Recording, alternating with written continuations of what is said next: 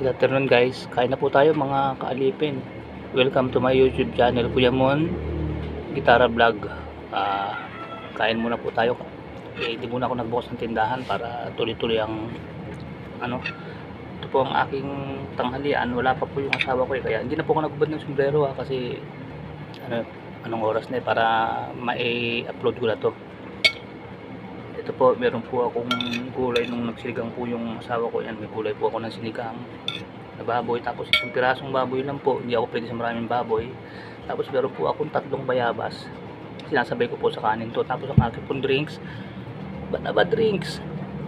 Tapos meron po akong pritong bangos na binabad sa bawang at suka.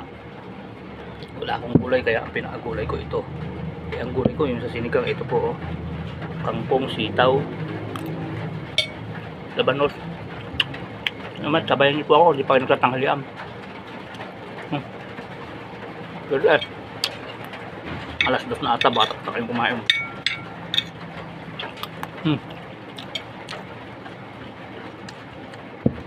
Guys, tingnan nyo guys, bagay kang isabay sa kanin yung bayabas. Ayun o, ito yung parang pinakagulay ko.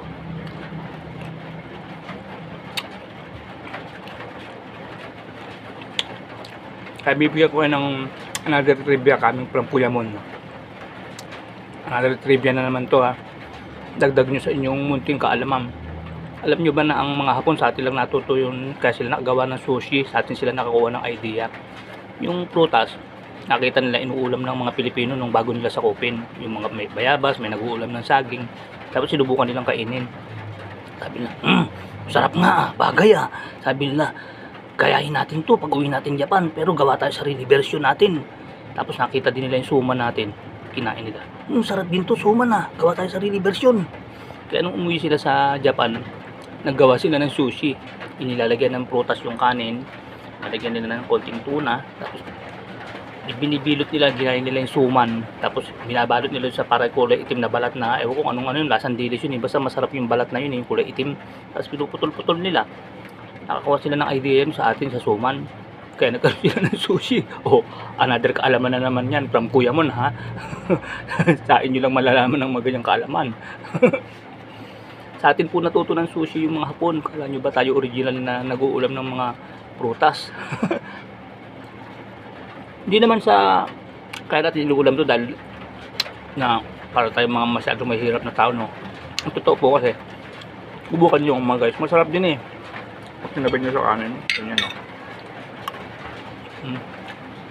Konti lang ang makakain yung kanin kasi mabubusog kayo sa prutas. Tsaka gulay.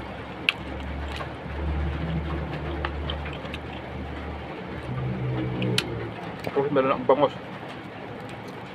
Medyo tostado yung luto nito kaya okay lang. Kahit na kainin nyo ng diretso hindi na matinik, medyo tutustahin nyo ng konti. Kasi pagka hindi tostado matinik. Tapos tikman naman natin yung isang pilasong baboy. Siyempre sisikim din tayo ng karne pa, pero hindi lang sobrang dami. Sikim lang. Mas na mga gulay at isda.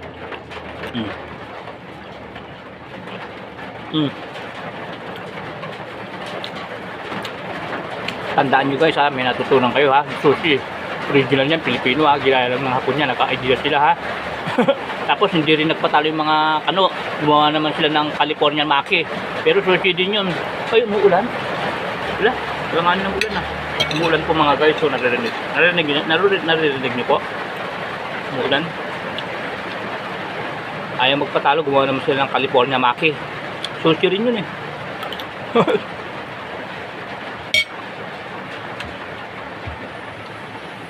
Maganda yung ganun, yung konti lang kanin, yung iba-iba kinakain mo, isda, konting baboy, tapos meron kang prutas, konti lang ang kanin para healthy.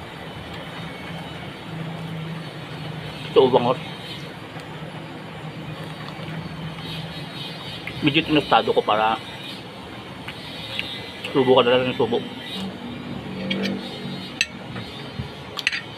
Kala nyo lang matagal ako kumain pero konti lang nakakain kong kanin kasi ninanamdam ko lang ang Hindi naman kailangan para manamnam nyo yung lasa ng pagkain, kailangan marami kayong makain eh. Kahit konti lang makain nyo, mananamnam nyo naman yung unti-unti nyo lang.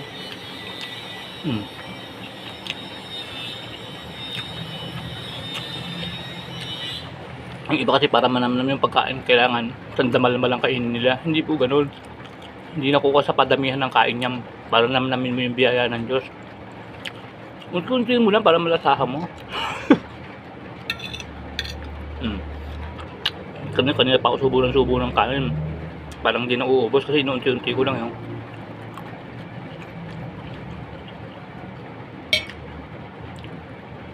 Sinatalitan ko ng prutas. Pag wala akong bayabas, minsan saging ang kasabay na kumakain ako, saging.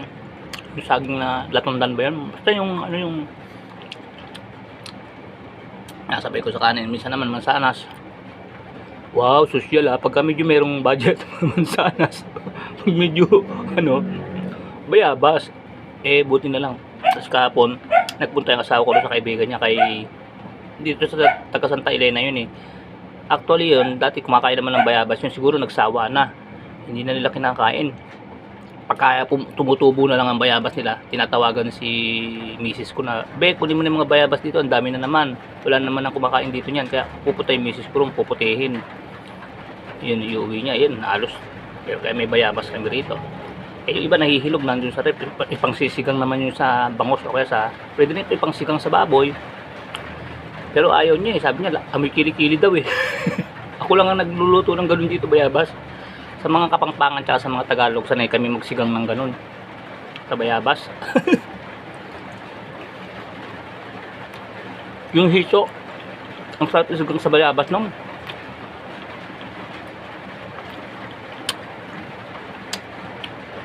Kaya double purpose to eh. Ulam na, vitamin C pa, pangsigang pa. Prutas mo pang kakainin. Pwede mo pang iulam.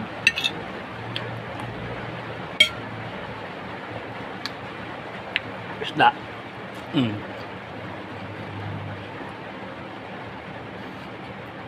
Wala na kasi misis ko kaya hindi sila sanay magsigang sa bayabas eh. Minsan nagsigang ako, sabi niya, "Para ba niluluto mo na yan? Ba't amoy anghit?" Tawa ako sa kanya.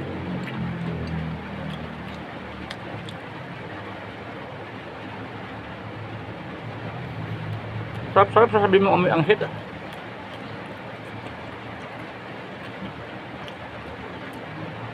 Medyo, hindi naman totally amoy anghit, medyo lang, medyo parang amoy anghit nga. Ngayon, pakita ko sa inyo guys ha. Ang dami nito kaya nangunti na nga kasi tapon pa namin kinakain eh. Okay, so siguro dadala ko na naman si mama ko kasi kadadala ko lang sa kanya isang araw eh.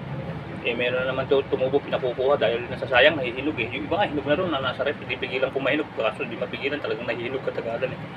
Kahapon punong-puno po ito oh. Ang dami binigay ni Inday Gabi. Salamat sa iyo Inday ah. Shout out sa iyo Inday. Inday Angel. Ay, Inday Angel. Angel ang apelyido nun eh. Inday Angel. Angel. Sabi ko nga, hindi pa kayo kumakain ng bayabas Inday? Ba't hindi, dati kumakain kami kaya lang nagsawa na kasi kami eh. Kaya, ayun, binibigay na lang nila. Kung tutusin, bihirang-bihira ka na nga makakain ito eh. Sabi ko, swerte ang makakain ka lang ng bayabas na yun eh. Tapos ito, jackpot, may namimigay sa amin.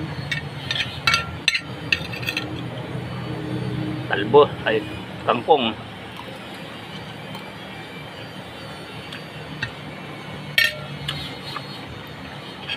Baboy.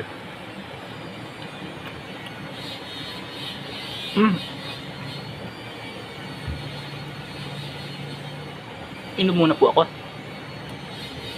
Ito guys, hindi ko na binato kasi ako lang naman ang umiinom dito. Akin lang to. Yan nakalagay. Babasa nyo ba na ba? Akin lang po to. Sarili ko to. Babasin ko sana makakabawas pa sa video. Matagal pa.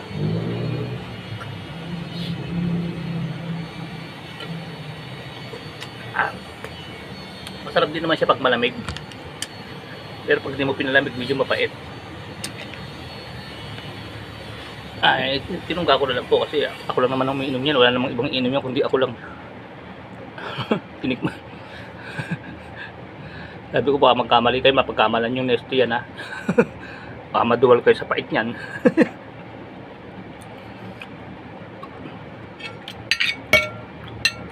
O sige mga guys, hanggang dito na lang. Ito ang aking last subo, oh. Last kanin ko. Guys, oh. Oh, last subo po.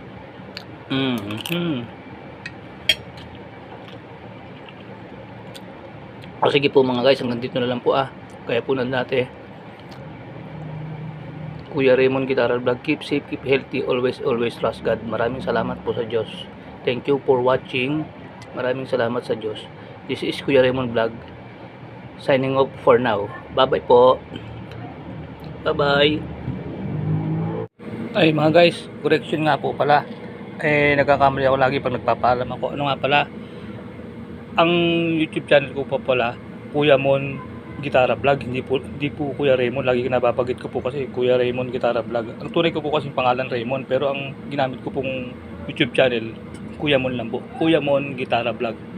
For correction lang po, kasi pinanood ko yung video Ang binanggit ko Kuya Raymond Guitarra Vlog, kaya kinorek ko lang po, pahabol lang po to. Sige po, bye bye.